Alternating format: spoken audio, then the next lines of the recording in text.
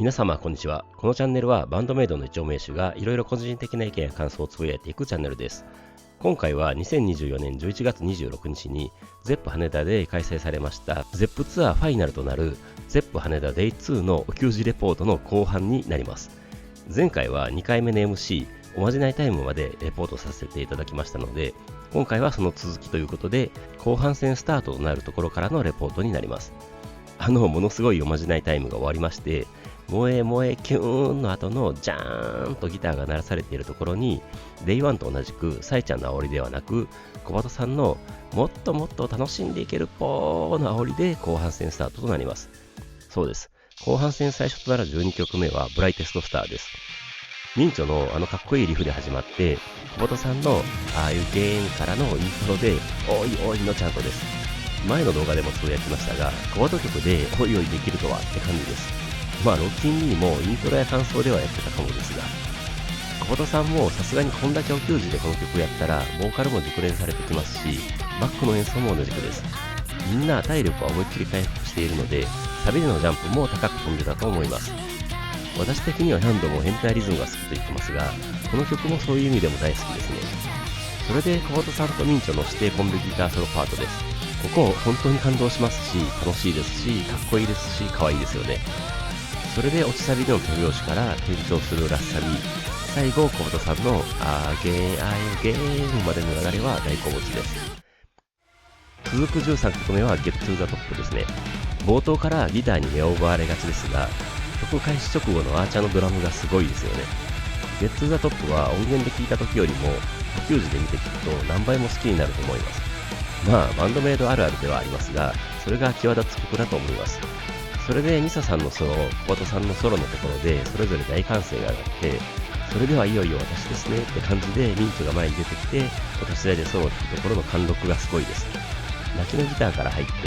最後は終わり際のミサさんのベースもめちゃかっこよかったです。それでそこからはこのために準備したんですよねって思える3台の立ち台にミサさん、小鳩さん、ミンチョが乗ってギターを弾きまくってくれます。会場はちゃんとで大盛り上がりになります。それで最後は全楽器が畳みかけるように激しくなって曲終わりとなって大歓声が上がります。大歓声の中、ベイドラセッションが始まります。めちゃくちゃ渋くて激しいセッションです。そこに小鳩さんも入ってきます。本当にこれ見て聴けるのはお給仕に帰宅した時だけだと思うので、見て聴ける喜びをかみしめます。それでひょっとしてミンチョも入ってきたかもですが、それはこの後のアフターライフのイントロだったような気もしています。ということで14曲目はアフターライフです。もうイントロからかっこいいですよね。会場も思いっきりのチャントで答えます。それでサイちゃんが戻ってきて1メロを歌い始めて会場は手拍子で答えます。ここまでの流れ本当に好きですね。で、何度も言ってしまってますが、ミサさん側にいたのでミサさんのベースが体に響いてきて、このアフターライフの素晴らしいベースラインを堪能できました。で、なんといっても大好きなギターソロ前のあーちゃんのタム回しとか味わい深いリフとかがあってミンチョのギターソロです。綺麗なスイープは最高です。それで C メロになってラッサビへの入り方は芸術的だと思っています。で、私的この曲のクライマックスと思っている小鳩さんの Don't say you love me のシャウトです。もう完全に私的には興奮状態でアウトロで思いっきりちゃんとして曲終わりを迎えます。はぁはぁ言ってしまっているところに15曲目となるベスティのイントロです。ありがたいです。前の動画でも言いましたが、今回ミサさん側にいることでさらにこの曲のベースラインの素晴らしさを感じられました。それで2メロというか 2A の後半にあたるところの少しリズムが変わったサイちゃんのボーカルすごくいいですよね。私はめちゃくちゃ好きなところです。それでサビの時の小鳩さんのコーラスがなんか愛おしくてたまらない感じになります。2メロ終わりでミンチョのエモエモのギターソロとなりますが、ソロ終わりの時のあーちゃんの片手でダダダダダダってドラム叩くのもすごく好きなところです。ラッサビ最後のところのカムフレーズもいいですね。それでミンチョのアウトロのリフで綺麗に終わって会場から歓声が上がります。続けての16曲目は The One です。イントロめっちゃいいですよね。なんか晴天の真っ白い雪景色にキラキラ光るスターダストが待ってるような感覚を覚えました。多分私だけでしょうけど。この時もステージは暗くなって各メンバーにスポットが当たる演出です。アーチャーのドラムは初っ端からフロアタムまで入れたタム回しで、これも私的大好物です。それで盤面の曲って B メロはどちらかというとサビにつなげるため盛り上げていくようなメロが多い気がするのですが、このザ・ワンは逆に B メロで一旦ブレイクしてサビを一気に盛り上げるための落差を演出しているように感じましたね。小畑さんのコーラスも素晴らしいです。それで2メロではこの B メロの後にサビではなく C メロを挟んでサビに入るという構成、もうミンチョさん参りましたって感じです。それで D メロからラスサビ、アウトロのミンチョのギター、完璧だと思います。ここで楽器対セッションというか17曲目となるチューズミーの拡張イントロです。私は実はこの時は気づかなかったのですが、アクシデントがあってこのことがこの後の思いがけない私たちお名手にとっても奇跡と言ってもいい展開につながります。それでチューズミーです。会場は手拍子と全力のチャントで盛り上がります。前にも言いましたが、チューズミーは2種類のチャントがあるので、なんかステージと会場の一体感が増す感じがします。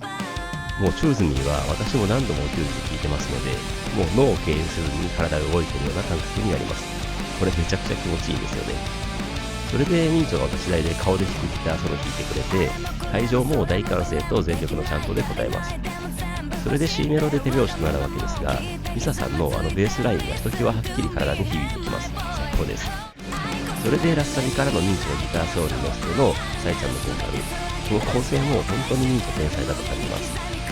最後サイちゃんの迷わずチューズミーで大歓声が上がって曲終わりとなります。サイちゃんのありがとうで最後の MC に入ります。でサイちゃんが私ちょっと気になるんだけどみたいに言ってきます。それで今年最後のお給仕なのにめちゃくちゃいいセッションミスったんだけどって言ってきます。会場はみたいになりますが、サイちゃんがリベンジさせてもらっていいかなーって言ってきて、会場は大歓声になります。私も何をミスったのか全然わかりませんでしたが、とりあえずイエーって叫んでおきました。それで続けてサイちゃんがみんなに本来のお聞かせしたいって言って、小畑さんも確かにポーって同意してました。でサイちゃんが何があったんですかってあーちゃんに聞いたら、トラブルっすねとかって言ってました。あーちゃんはミスったみたいに言ってましたが、実は全然ミスったわけではないんですよね。このことはお給仕後にほぼ最前でお給仕を見ていた、いつも仲良くさせてもらっているお名手様に教えてもらったのですが、本当のところはドラムのタムのヘッドがなんかおかしくなったようで、スタッフさんが付け替えるということをしていたみたいです。なので付け替えが間に合わずに拡張イントロの最初がドラムなしみたいになって、思っていたのと違う感じになってしまったようです。全然あーちゃんのミスでも何でもないのに、全然言い訳的なことを言わないのがすごいと思いましたね。それで確かミンチョだったかが、チューズミーどこに入れるのってサイちゃんに聞いたら、サイちゃんが違うよ、セッションだけだよ、パンドインのところで終わるからとか言って会場から笑いが起きます。でも会場からみたいな声も上がったので、小畑さんが幻のアンって言ってきます。まさかのアンコールでやるってことでしょうか。会場もまさかという思いで大歓声になります。でサイちゃんがいつもラストスパート行きますよね、その時のみんなの上がり具合で決めよっかなーって言ってきて、会場は期待と興奮で大歓声になります。もしアンコール実現したらレアどころの話じゃないですからね。でサイちゃんが続けて、いつも通り吐けますから出てくるか出てこないかわからないよみたいなことを言います。小畑さんもみんなの熱意が伝わらないと出てこないかもぽよーみたいなことを言います。でミンチョが何年ぶりかわからないアンクールなんて緊張するとか言って小本さんにアンクールになっちゃったポーと突っ込まれてました。でバンドメイドはアンコールをやらない件を説明してくれます。お名手様なら誰もが知るくだりを説明してくれます。今に全てをかけているんで出し切って終わったら終わりなんだよ的なやつですね。でもサイちゃんがでも今年最後だしとか言ってきて会場から大歓声が上がります。続けてサイちゃんが12年目だし特別にやるかもしれないとか言って笑いと歓声が起きます。で最後に小畑さんがそれはご主人様お嬢様の気合次第だっぽーって言って大歓声が上がってこの話題を締めます。それでミンチョがこの後の MC 巻いていくとか言ってきて笑いが起きます。でもミンチョ的にはギャグで言ったのではなく、優等生のミュージシャンとしてプロデューサーとしてもうアンコールに応えるための計算をしていたんでしょうね。サイちゃんも小畑さんも巻いていこうみたいになって今年2024年の締めをしましょうぽーということになります。で確かここでミンチョとミサさんはステージからはけたと思います。それでサイちゃんが2024年はもう終わりますが皆さんに感謝の気持ちを伝えたいみたいなことを言ってくれます。3年半ぶりにアルバムのエピックナラティブズを出せてアルバムツアーをやれたということで、サイちゃんがアルバムツアーはずっとやりたかったけどタイミングが合わなくて今回は初めてなんだよねみたいなことを言ってました。でゼップツアーもリベンジが叶ったということで皆さんありがとうございますって言ってくれて会場からは大歓声と拍手で応えます。で、小鳩さんが、じゃあ一人ずつ2024年はどうだったか、来年はどんな年にしたいのかとか言っていきますかっぽーって感じで、まずはあーちゃんが前に出てきて、会場からあーちゃーんの叫び声が上がります。で、こんばんはとか言いながらお立ち台に乗ろうとするのですが、なんか乗れなくて、普段こんなに前来ないから怖いんだよねとか言って、小鳩さんからもう何年目ですかっぽーって呆れられます。で、お立ち台に乗ったところで会場からタイミングよくいらっしゃいって声が上がって、あーちゃんも反射的にいらっしゃいって言っていい感じで場が整いました。で、小本さんから2024年はどうでしたかっぽーって聞かれて、あーちゃんは2024年はインキュバスさんとザ・ウォーニングちゃんと一緒にライブができたとか、一緒にライブをやってくれるバンドさんを探してたとか教えてくれます。そうなんですね。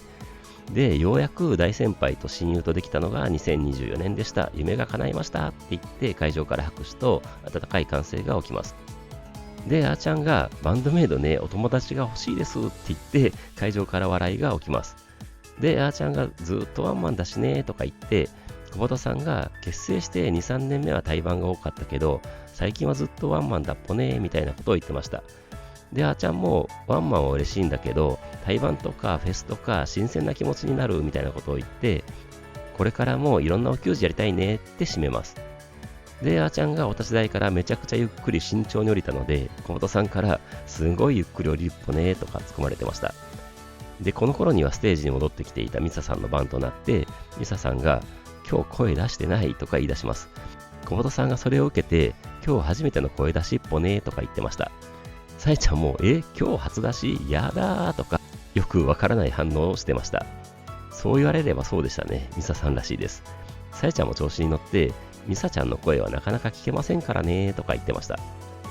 で、2024年はどうだったかということで、ミサさんが今年はシグネチャーを出せましたって言って会場からおめでとうの歓声が起きます。春くらいに発売したということで、夢が一つ叶いましたと言ってました。あと、ザ・ウォーニングのアレちゃんと仲良くなれたって言ってましたね。サイちゃんが制作期間でもうすごいベタベタしてたとか、雰囲気が似てるみたいなことを言っていたと思います。なんか人見知りっぽい感じとか、打ち解けたら面白キャラみたいになるところが似てるんですかね。で、ミサさんが最初は喋れなかったけど、最後はいっぱい喋れたとか、好きすぎてインスタずっと見てるとか言ったら、サイちゃんもコウタさんも、私も見てるよ、みんなそうだよ、みたいになってました。で、最後って感じで小畑さんが、来年もお酒は飲まれますかっぽー的な感じで聞いて、ミサさんが、健康的に飲みますって答えて、ミサさんの番は終わります。それで次となって、ミンチョが手を挙げて、はい、私ですって前に出てきます。可愛すぎますね。で、この後ひょっとしたら何かが起きるかもしれないから手短にしますねってすごい冷静な感じで言って、2024年は私もシグネチャーモデル発売させてもらったし、プライベートストックも出せて夢がたくさん叶ってしまった年だったとか言って、小本さんから叶ってしまったってツッコミに入ってました。ここまで3人全員夢が叶ってますね。いいですね。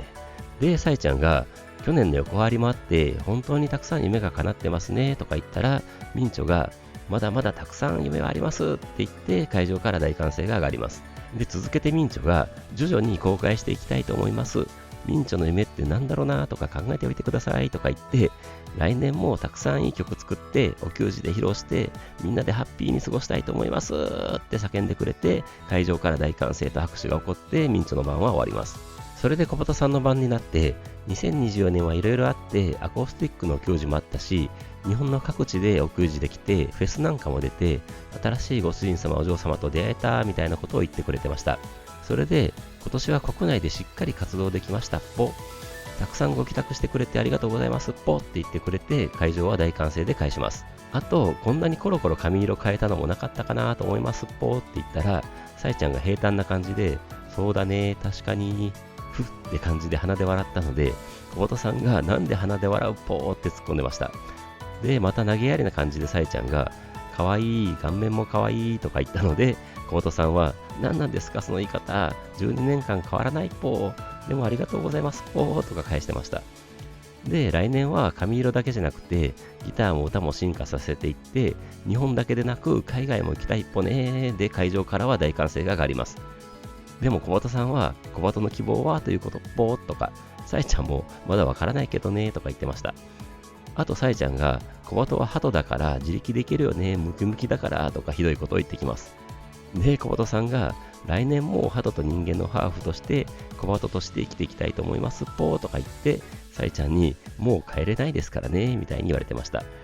で、小鳩さんが昨日は子犬って言われてって言った時に、さえちゃんが、なんかさ、昨日より子犬感減らしてない？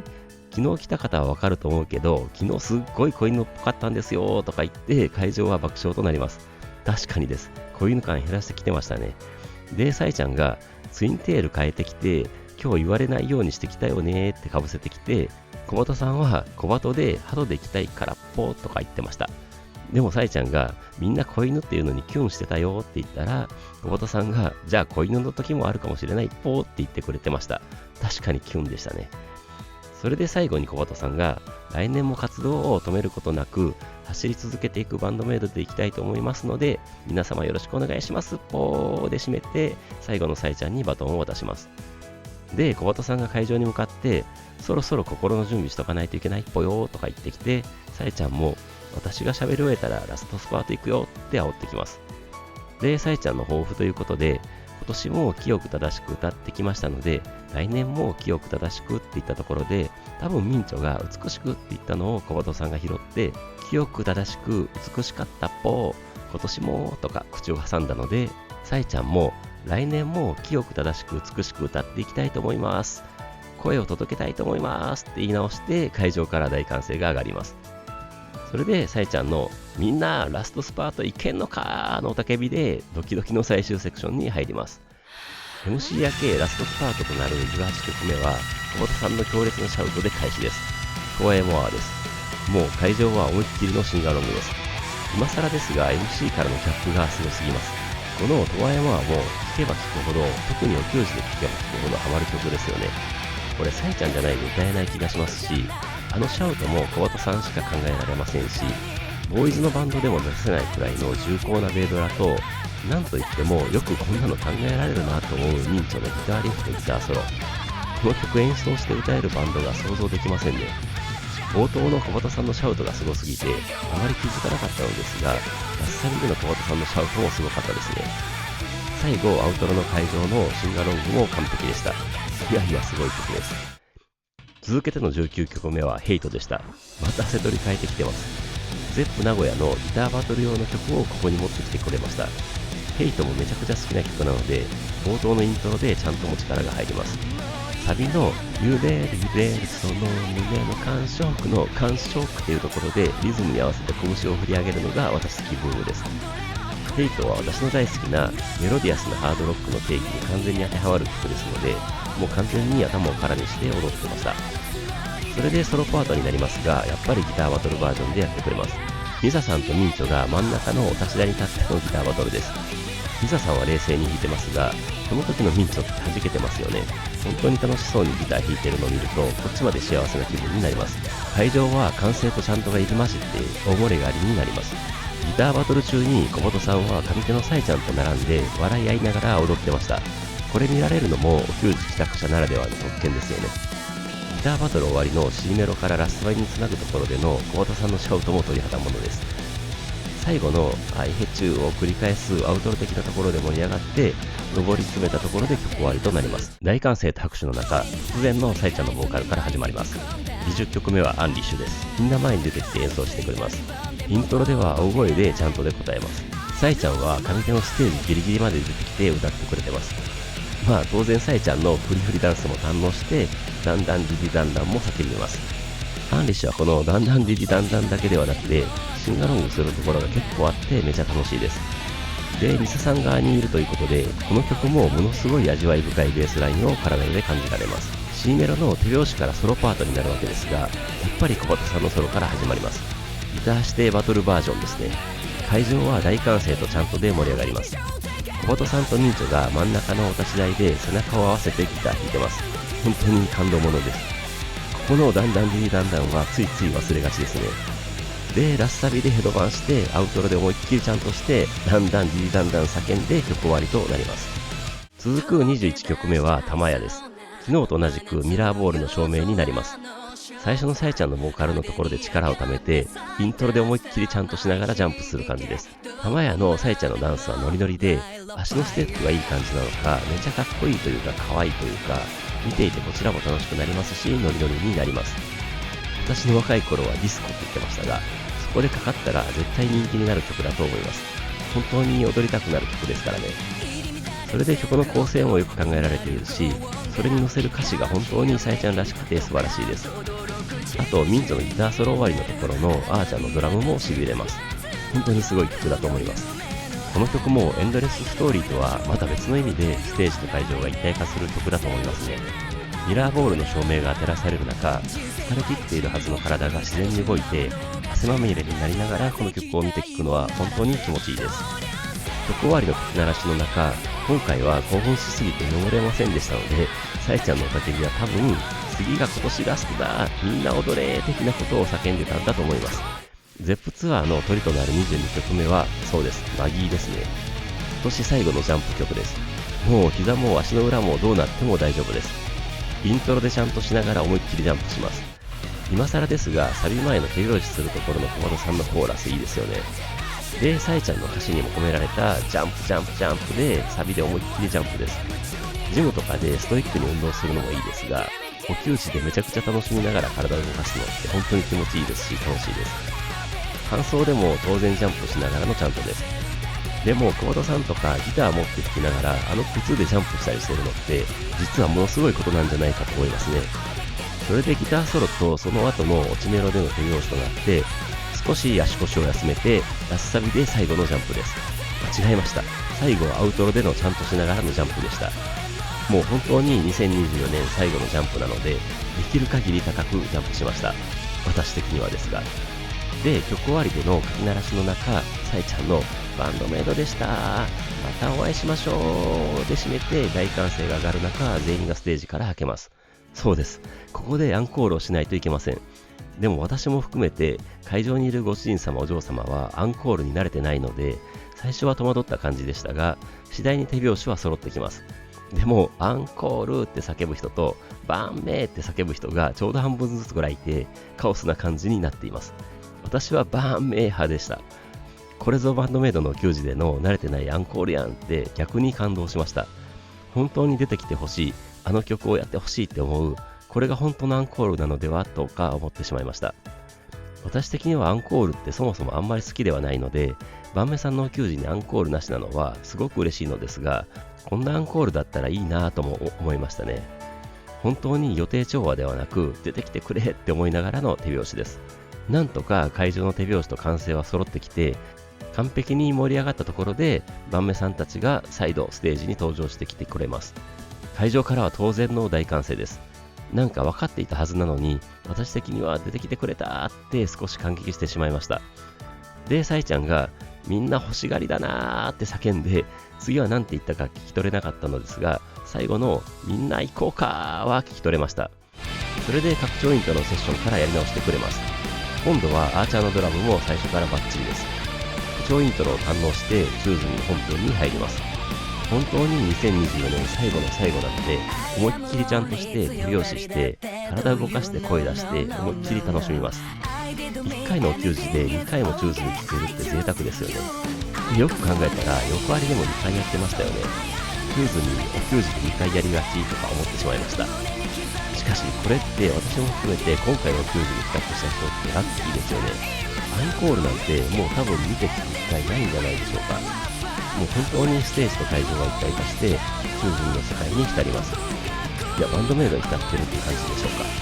それでついにラスサビから最後のさえちゃんの迷わずチューズミーで2024年最後の曲が終わって、吹き鳴らしの中、さえちゃんのありがとうみんな、今年もありがとう、お前ら最高だの雄たけびで吹き鳴らしが閉まって、本当に最後、小本さんのそれでは行ってらっしゃいませ、ご主人様、お嬢様、2025年にお会いしましょう、ポー、バンドメイドでした、ポーで、ゼップツアー、いや、2024年の最高に楽しかったお給仕は幕を閉じました。2024年最後のピック投げは残念ながらゲットできませんでしたが、あーちゃんが珍しくスティック投げてくれてましたし、なんとミサさんが飲みかけのジンビームのボトルを会場に投げてました。なんでも再現だったらしいです。ゲットできた方おめでとうございます。さえちゃんも結構長い間ステージに残って満面の笑顔で手を振ってくれてましたし、みんちょもみささんもあーちゃんも小畑さんも本当に全力を出し切ったアスリートみたいにいい顔してました。本当にお疲れ様でした、ありがとうございましたという感じになりました。それでステージから晩目さんたちがはけた後、会場が暗くなります。そうです、絶対やってくれると思っていた告知です。会場は期待と緊張で静かになります。スクリーンにいきなり知らない曲の MV 的なものが映されます。新曲です。もうできてるってびっくりしました。1月にニューシングルとして発売とのことですが、これは後でわかるのですが、マッパアニメの前週のオープニング曲となるゼンという曲ですね。